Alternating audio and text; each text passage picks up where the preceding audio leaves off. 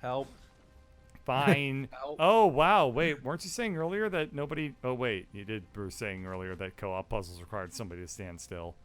Yeah. You're I literally... you're You playing. don't even have a choice. Sorry about Yeah. that. I think your co-op partner would just walk up to you and open it automatically if you're playing single player. Yeah, He makes just kind of sense. run up with you. I assume that in single player is running around with you, but maybe you do just toggle between them on the fly. Yeah, I was gonna say, I hope that it's an AI, right? I don't know.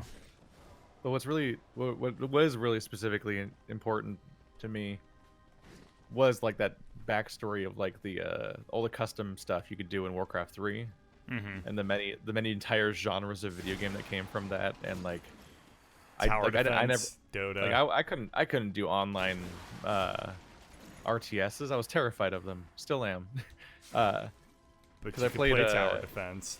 'cause on my parents' computer I used to play Age of Empires 2 when I was much younger. And I remember having one match where, first of all, I was so bad at computers that I named my password my password was my username and my username was my password. As in, your password was your username? As in like my well, I mean like no, they weren't the same thing as each other. It's that I didn't understand I didn't understand username and password, or like I didn't understand what they called it. They might have called it like ID or some other thing Oh, that okay. I didn't understand yet.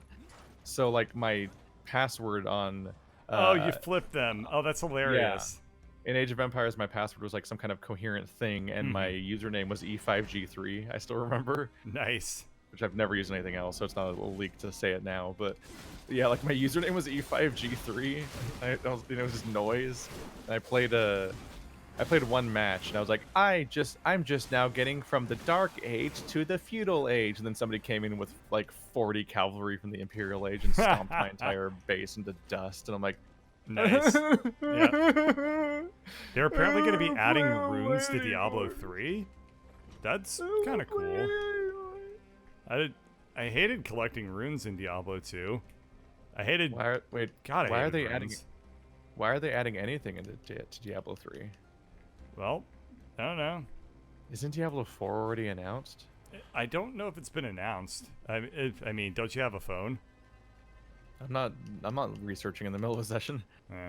I could have sworn people already knew about Diablo 4 though, like it was already an existing. Because I thought they announced it as like specifically because of all the Hong Kong stuff. I feel like they like threw out a bunch of announcements really rapid fire to try to like make people feel good about that. So like Overwatch 2, Diablo 4, and Warcraft 3 Reforged. Okay. Which might be why Warcraft 3 came out and it sucked. Because they had to rush it out in an attempt to like make people feel better or something. People can just fuck up all on their own. They don't need excuses. But like the fuck up can also be the people higher up saying, "No, make it out this season. Yeah. We need good press now." Yeah, I also played like Warcraft 3 online, and I can tell you this much: I played one round of like actual skirmish and was like, I'm gonna stick to the custom maps. Those make me happy. The playing against people competitively makes me very unhappy. And I don't want to frown. No. But yeah, I had one bad experience in what's it called in Age of Empires and never wanted to play online RTSs ever again. But I did play the hell out of the all the custom stuff in Warcraft 3 because there was just so many entire genres of game contained in there. Right. And like my friends and I were hanging out in there. Played the stupid map where you play as wolves that are ice skating on ice while Nickelback plays. Which is like a universal experience that everyone remembers. That is a little too much. You don't remember that? Oh god, there's a thing over here. I don't remember wolves. It's not like a favorite that lasts forever, but there was specifically a weird map where you play as like either cats or dogs. Like I think they were icy looking, like they were white. And you had to like go through a nightmare obstacle course on ice where you're dodging a bunch of spikes and hazards, and if you ever fucked up, you start the entire course over. Oh, it's one of those types of maps. I never played that one specifically. And fucking How You Remind Me by Nickelback's playing the entire time. Okay, that is very, very, very of that era. That's ridiculous. Yes. Ow. No, I remember. I was at a LAN party once where we were playing custom maps of Warcraft 3, and everyone started singing it. Okay, that's hilarious. That's adorable. Imagine now that you did that. That was high school. Imagine now that you did that. Somebody would hit me. Warcraft Wow. 3 got That was deleted. a lot of lava. That was a lot of lava. Yeah. But yeah, like they deleted that version of the game entirely, replaced it with a new version of the game, and that one has a bunch of clauses attached to it, which is like several types of things that violate any forms of copyright at all are not allowed. Period on Right. the store. And also, if you make anything clever, we own it. They put They in a got clause that says that so burnt by Dota 2 that I almost can't blame them, but they're so mad that tower defense and MOBAs came out of their last game and that other people made all the money on it, basically. But at the same time, it's like that was literally what was special about that game, was being able to just freely make absurd shit, and then people could run and with it. I'm of the opinion that like they opened themselves up to something like that happening because they provided the tools and they didn't provide the legal framework to cover their asses. So I don't It's think like on one anybody hand- should feel bad about that. On one hand, it's rough that they're completely like all that money was made completely separate from them. But on the other hand, that's also part of what made the game profitable and interesting and a big deal in the first place. And taking that away takes away part of why they got where they are in the first place as a company. And there's a pretty decent number of people that like are game developers now who like that was their introduction to game development. Yeah, but you know they're Activision. Blizzard's Activision now. Oh yeah. They were never totally amazing. They've always been a little shitty in certain ways, but they've been extra shitty since Activision got involved like a decade ago. I think that Blizzard has always had a very loose relationship with the idea of intellectual property. Oh yeah. How do I make it? Oh, we just have to both be on here. Yeah. Poker Tower Defense. Oh my fucking god, Poker Tower Defense was so good. I just remember that Tower one. Defense. Evolution was also great. You ever play Sprout? No. Your towers were all connected by a root network that you were growing out. Ooh, they were like So you pylons. had to create a snaking sequence of towers that were all attached to each other physically. And I mean, like they were like shoulder to shoulder with each other. There's also Gem Tower Defense. Gem Tower You had to, Defense was like- a classic. You were given like random. I think you're given like a random sets of gems, like there were cards from a deck basically, and then you had to figure out what you can combine them into each time. Yeah. And you could level was up your fun. gems and like, oh, so good. Then there was the shitty tower defense games. like The really shitty ones. 90% of them. Well, there's the one where the entire level is shaped like a tournament grid. I mean a tournament tree, like the forking tournament tree, where it's like this guy versus that guy kind of shape. Like it's a bunch Kinda. of I remember there was a branching- lot like that one. It was a bunch of branching paths coming from like top to bottom, and everybody had a dedicated base they were supposed to defend along the path. And you basically and it was so tightly balanced and so difficult that there was just a correct answer to how to play it. And so everybody had to basically play their part of the network exactly correctly, or you would lose. I get it. I get it. It's because like they didn't have somebody who was actually there to ever change the meta after they released the map. So well, it's part of the reason why you never want to make a tower defense game properly hard.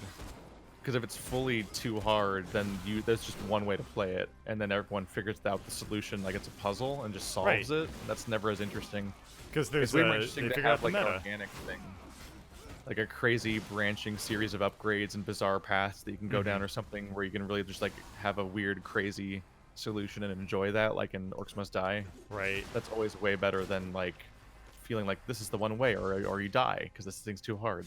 Well, I think that really, really hardcore tower defense games like that are probably never going to be mainstream popular, you know? I just want Orcs Must Die 3, but that company's dead now. Yeah, really.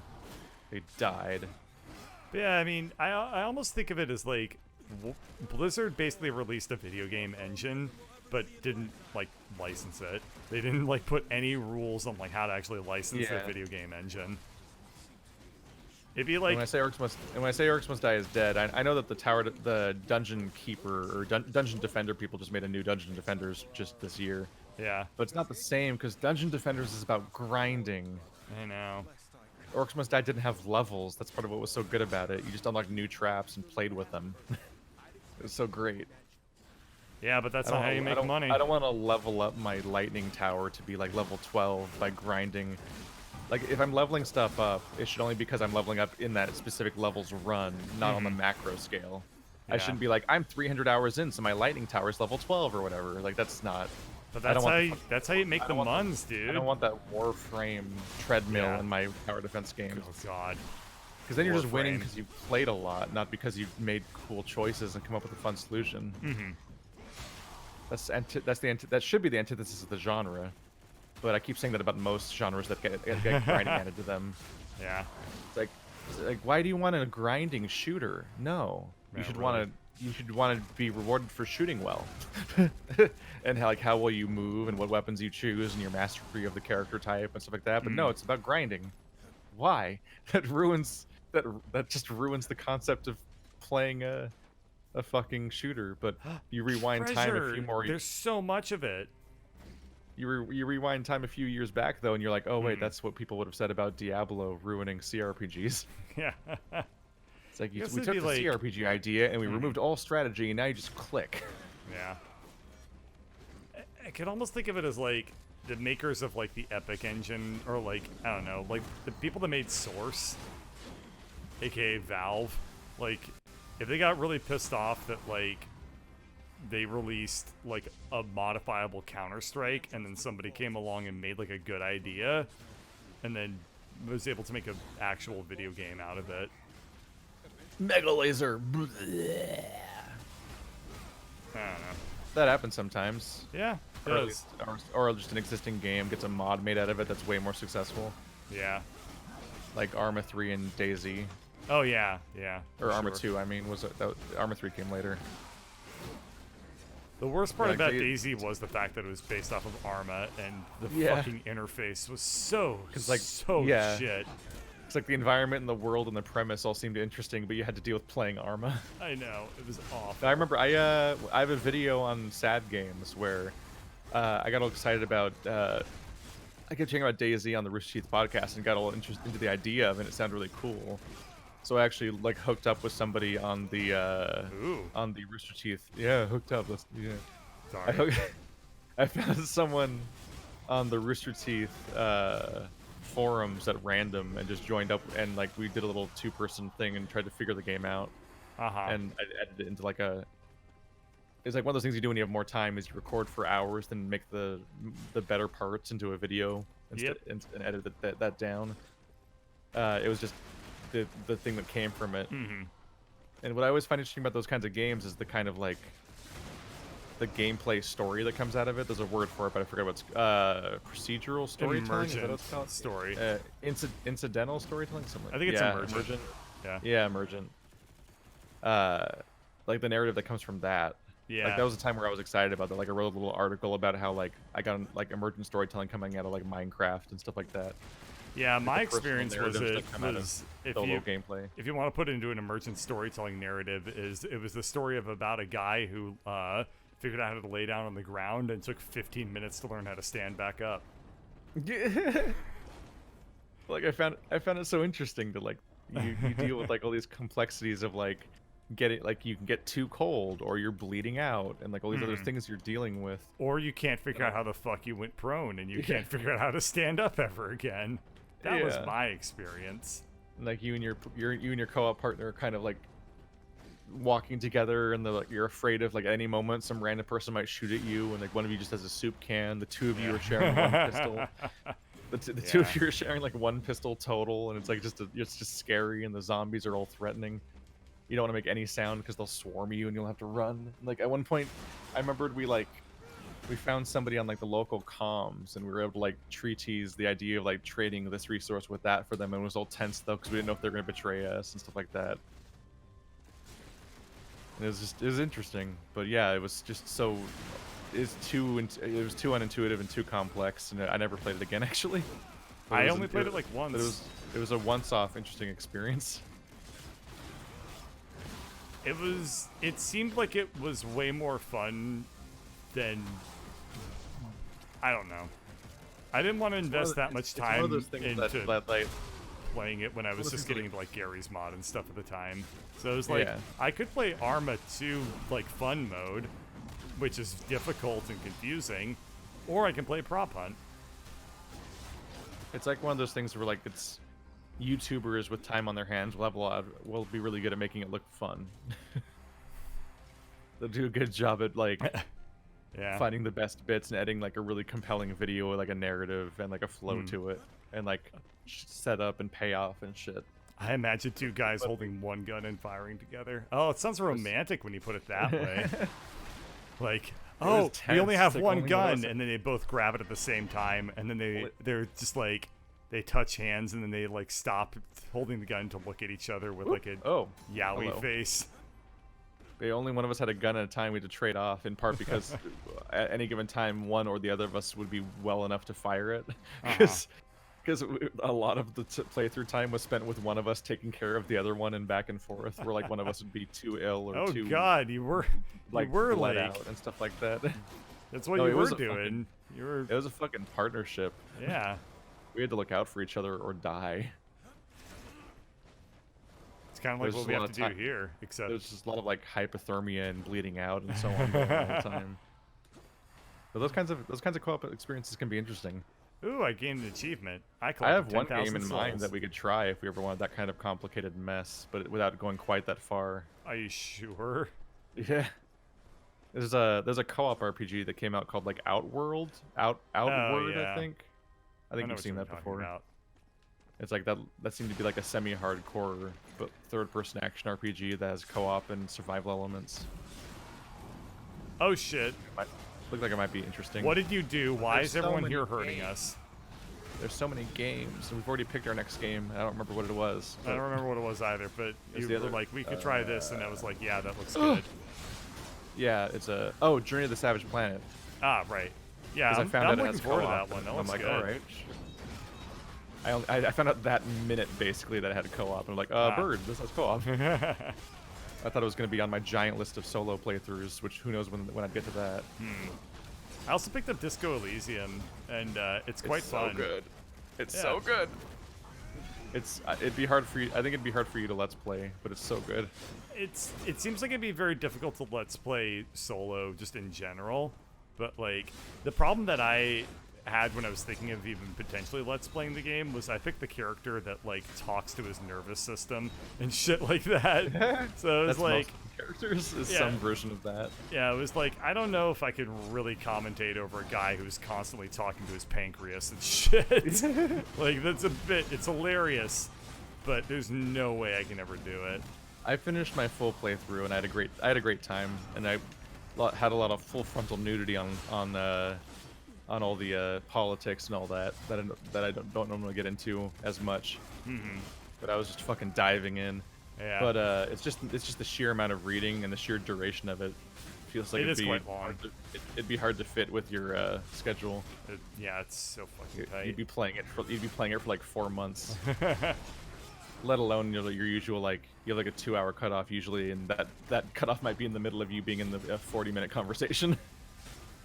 Yeah, that would be goddamn 'Cause, tough to work around. Because it sounds like you're playing it a bit yourself, but imagine it being like twice as long, because that's what it's like to let's play it when you're reading it. Right, yeah. That's always the trade-off. I get comments sometimes like, only Keith could make this game this long, and it's like, no, this is what happens when you read it. I think we're about to Like- fight a big guy. Oh, yes. Like everyone's Indeed. personal experience and the how long to beat and stuff are all based on how long it takes to read something in your head. Which is way faster than reading it out loud for an audience. There are people that can read stuff where they don't even have like an internal narrative while they do it. Like they just absorb even have- it. It's like, how the fuck do you do that? Yeah, I don't know. I take my sweet time. I get lost a lot when I'm reading stuff in my free time, Yeah. where I'll just hang out and just think about something or envision something. Oh, motherfucker, I got I'll air get- comboed like it's Devil May Cry. Oh god, that's a lot of explodey balls. The Here, good news is gonna I'm pick far it up. away and easy to resurrect. Yeah. I I did think about it, They air though. jiggled me across the map.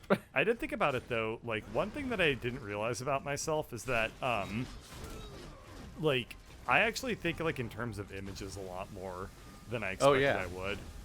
Like I don't really do the internal monologue thing nearly as much as like you might expect. I often think in terms of like just visualizing things and like not even like using my words to think But about for me, it. it takes ages for me to read books in my free time because I sit there and like extrapolate on them a lot, or like I get stuck on tangents in my own head related to what's going on, or Yeah. I sit there and I'm envisioning something. But like, for example, let me put it to you this way: if I have, it, The fuck? what the fuck is happening? You're just flying away. What the Oh, fuck? you Well, did the I'm finisher done. on him. Game, I have to rejoin the game because like, what? The, okay, never mind. Did he Yep. break the game? No, I'm good. The game nearly broke, but then it remembered I'm awesome. But no, You were doing your finisher combo on him and just levitating Yeah. into the sky like your people needed you until the Yeah. point. By the time you finished it, you were off camera and I just saw the chunks come showering down. like, I guess the way I can describe it is like, imagine if you wanted to go get like a ham sandwich or something like that. I usually think about like a situation like that in one of two ways. One is I will think like, oh, I need to go up and get a ham sandwich.